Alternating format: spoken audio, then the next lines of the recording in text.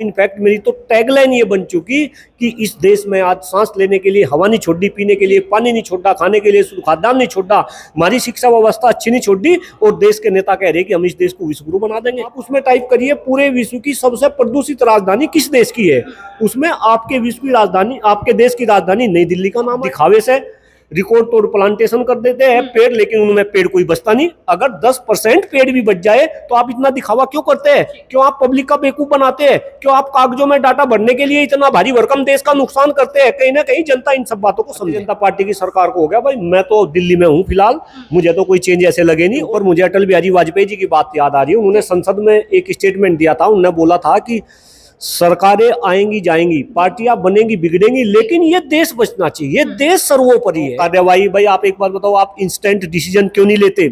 आप क्यों नहीं लेते एकदम डिसीजन सबको बाहर? आप क्यों नहीं करते? एक्चुअली हाथी के दांत दिखने के कुछ और खाने के कुछ और है। तो सरकार कहीं ना कहीं ऐसा ही काम कर रही कि सरकार कहती कुछ है और सरकार करती कुछ है। प्राइवेट कर दिया, इतनी महंगी महंगी फीस, तो ये अपने आप में गंभीर विषय है। जो नागरिक है उन्हें कहीं ना कहीं सरकार की चाल को समझना पड़ेगा, और जैसे लोगों को बेवकूफ बनाया जा रहा। नमस्कार, मैं पूनम और आप देख रहे हैं विस्तार भारत। आपको बता दें कि आज इन्वायरमेंट डे है। जिस तरीके से आपने देखा कि पर्यावरण हमारे जीवन में एक अहम भूमिका निभाता है, तो हमारे साथ इस वक्त मौजूद हैं कुलदीप मलिक सर, जो कि प्रोफेसर भी हैं और जो पर्यावरण को लेकर लगातार अपनी आवाज़ उठाते रहते हैं। तो सीधा सर से जानने की कोशिश करूंगी कि आज जो दिवस है पर्यावरण दिवस, उसको लेके तमाम जनता को क्या कुछ मैसेज देना चाहेंगे। सर बहुत बहुत स्वागत है आपका विस्तार भारत में। आपने देखा है कि जो पर्यावरण है, अब आपने देखा कि पहले की तरह पर्यावरण की वो वैल्यू नहीं लोग समझते हैं, लगातार पेड़ों को काटते हैं और कहीं ना कहीं वायु प्रदूषण भी हो रहा है, उसको लेके क्या कहें? जी, सबसे पहले तो आपका बहुत बहुत धन्यवाद। और जिस तरीके से आज पर्यावरण दिवस है, और मैं बताऊं फिलहाल हम दिल्ली के एनडीएमसी कन्वेंशन सेंटर में है। यहाँ पर एक एनवायरमेंट ग्लोबल समिट चल रही है और इसी समिट में मेरी भी भागीदारी है। सुबह से मैं यहाँ पे हूँ और जिस तरीके से लोग अपने विचार रख रहे हैं, और खास तौर से जैसा आपने बताया कि भाई पर्यावरण को लेकर मैं खुद काम कर रहा। भाई आने वाले समय में अगर इस देश का पर्यावरण नहीं बचा तो देश में गंभीर संकट होंगे। और पर्यावरण की समस्या ये केवल हिंदुस्तान की नहीं, ये तो पूरे विश्व की समस्या है। लेकिन पर्यावरण की रक्षा करना मेरे ख्याल से आज हर किसी इंसान का जो है ये परम कर्तव्य है। और हम तो ऐसी सभ्यता संस्कृति में बिलोंग करते हैं, सनातन संस्कृति के हम लोग हैं, जहां जो अग्नि, वायु, आकाश, पृथ्वी, जल, इनकी हम पूजा करते हैं। आप देखिए, कोई भी घर में शुभ का काम होगा तो हम सबसे पहले हवन करेंगे। हवन में कहीं ना कहीं हम पर्यावरण की पूजा करते हैं, लेकिन दूसरी तरफ हम पर्यावरण को सबसे ज्यादा नुकसान पहुंचाते हैं। आज सबके पास गूगल बाबा है, सब स्मार्टफोन यूज कर रहे हैं। अगर आप उस स्मार्टफोन पे ये टाइप करके देखें कि पूरे विश्व में सबसे प्रदूषित शहर कौन से है, तो जो लिस्ट निकल कर आएगी उसमें से 10 में से 7 प्रदूषित शहर वो अपने देश हिंदुस्तान से होंगे। आप उसमें टाइप करिए पूरे विश्व की सबसे प्रदूषित राजधानी किस देश की है, उसमें आपके विश्व की राजधानी, आपके देश की राजधानी नई दिल्ली का नाम आएगा। तो कहीं ना कहीं इतनी गंभीर समस्या, और मैं तो मैडम अलग अलग मंचों से बोलता हूँ, इनफैक्ट मेरी तो टैगलाइन ये बन चुकी कि इस देश में आज सांस लेने के लिए हवा नहीं छोड़ी, पीने के लिए पानी नहीं छोड़ा, खाने के लिए शुद्ध खाद्यान्न नहीं छोड़ा, हमारी शिक्षा व्यवस्था अच्छी नहीं छोड़ी, और देश के नेता कह रहे कि हम इस देश को विश्व गुरु बना देंगे। अरे मैडम, कहीं ना कहीं अपने आप में बहुत ही गंभीर, बहुत ही सोचनीय है। और खास तौर से चूंकि मैं युवाओं के बीच में रहता हूँ, पर्यावरण का सीधा प्रभाव वो हमारे स्वास्थ्य के ऊपर पड़ता है। आज देश में 90% युवा अस्वस्थ है। देश के युवाओं को आज गंभीर समस्या है, उनको डायबिटीज है, हाइपरटेंशन है, इनफैक्ट कैंसर जैसी बीमारी युवाओं के अंदर है। अगर उसके पीछे का आप लब्बो लबाब देखेंगे तो वहां केवल और केवल एक ही लब्बो लबाब निकल के सामने आएगा कि वो हमारे देश का खराब होता हुआ पर्यावरण। सर जैसे अब दिल्ली में बीजेपी की सरकार है, 27 साल बाद बीजेपी की सरकार आई है और 100 दिन भी पूरे हो गए हैं। किस तरीके से देख पा रहे हैं कि दिल्ली में क्या कुछ विकास हो पाएगा? और जैसे आप यूपी से आते हैं, तो यूपी में भी बीजेपी की सरकार है, कितना विकास देख पा रहे हैं पर्यावरण को लेकर, देश को लेकर, शहर को लेकर और ट्रांसपोर्ट वगैरह को लेकर? देखिए मैडम, जहां तक आप सरकारों की बात कर रही है, आपके क्वेश्चन के ऊपर मुझे अटल बिहारी वाजपेयी जी की बात याद आ रही है। उन्होंने संसद में एक स्टेटमेंट दिया था, उन्होंने बोला था कि सरकारें आएंगी जाएंगी, पार्टियां बनेंगी बिगड़ेंगी, लेकिन ये देश बचना चाहिए, ये देश सर्वोपरि है। और जहां तक सरकार की बात है भाई, अगर आप दिल्ली की बात करें, दिल्ली में काफी समय तक आम आदमी पार्टी की सरकार रही है, भारतीय जनता पार्टी की सरकार है। सरकारें कहीं ना कहीं लोगों को बहलाने फुसलाने का काम करती है। भारतीय जनता पार्टी की सरकार को हो गया भाई, मैं तो दिल्ली में हूं फिलहाल, मुझे तो कोई चेंज ऐसे लगे नहीं, और कोई जादुई छड़ी नहीं है कि सरकार कोई जादू की छड़ी घुमाएगी और सारे के सारे चेंजेस हो जाएंगे। ये तो चेंजेस होने में समय लगता है, और कहीं ना कहीं इसमें जनता की भागीदारी है। आप मेरे से बात कर दे, अगर एक डॉक्टर कुलदीप मलिक पर्यावरण के ऊपर काम करता हुआ लाखों की संख्या में बरगद के पेड़ लगा सकता है अपने कुछ छात्रों के द्वारा, क्यों भाई दूसरे लोग ऐसा क्यों नहीं करते? और फिर ये भी क्वेश्चन है कि सरकार ऐसे लोगों को प्रोत्साहित क्यों नहीं करती?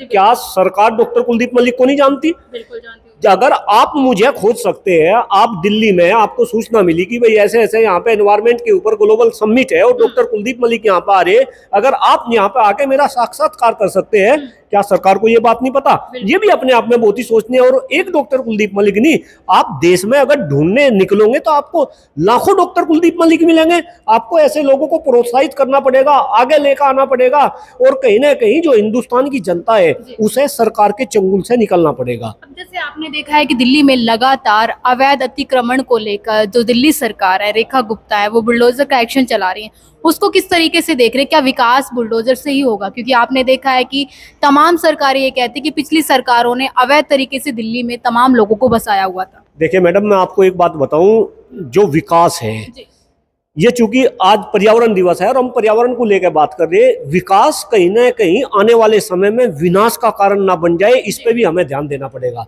रही बात कि भाई दिल्ली सरकार बुलडोजर चला रही, जो बाहर के लोग आ रहे हैं उन्हें दिल्ली से निकाला जा रहा, ये केवल और केवल राजनीतिक स्टंट है।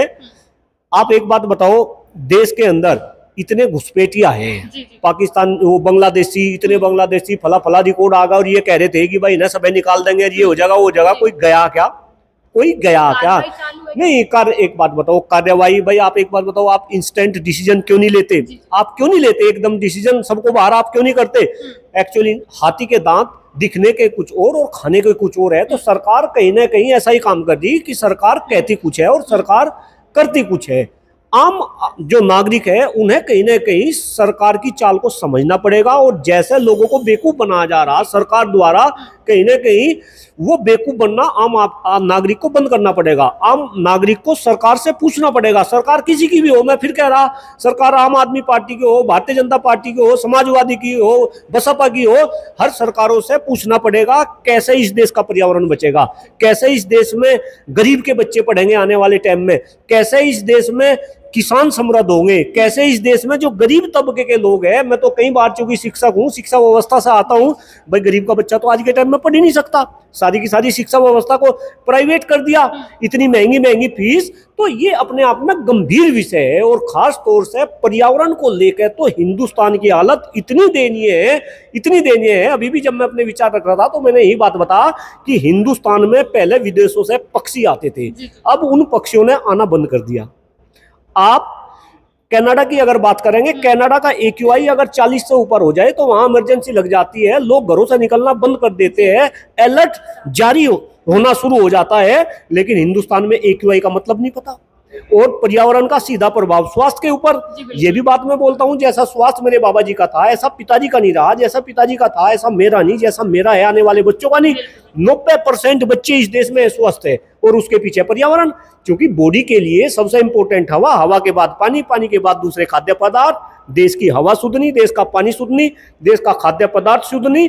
70% के आसपास दूध इस देश में नकली बिक रहा, ये सब है पता। उस दूध के हम मिल्की प्रोडक्ट खा रहे, तो कहीं ना कहीं सारी की सारी जो समस्याएं है वो पर्यावरण से रिलेट होती हुई, इस पर्यावरण के ऊपर काम करना पड़ेगा, लोगों को आगे आना पड़ेगा, और सरकार को भी हकीकत में, आप दिखावे से रिकॉर्ड तोड़ प्लांटेशन कर देते हैं पेड़, लेकिन उनमें पेड़ कोई बचता नहीं। अगर 10% पेड़ भी बच जाए तो आप इतना दिखावा क्यों करते हैं? क्यों आप पब्लिक का बेवकूफ बनाते हैं? क्यों आप कागजों में डाटा भरने के लिए इतना भारी भरकम देश का नुकसान करते हैं? कहीं ना कहीं जनता इन सब बातों को समझे। तो देखिए, हमारे साथ इस वक्त कुलदीप मलिक सर थे, जिनका कहना है साफ साफ कि आज पर्यावरण दिवस है, हर एक इंसान को कहीं ना कहीं पर्यावरण के लिए कुछ ना कुछ भागीदारी करनी चाहिए और सरकार को भी भागीदारी करनी चाहिए, क्योंकि सरकार आपको पता है कि कहती है कि हम पर्यावरण के लिए काम कर रहे हैं, देश के लिए काम कर रहे हैं, प्रदूषण के लिए काम कर रहे हैं, लेकिन हकीकत जमीनी कुछ और ही होती है।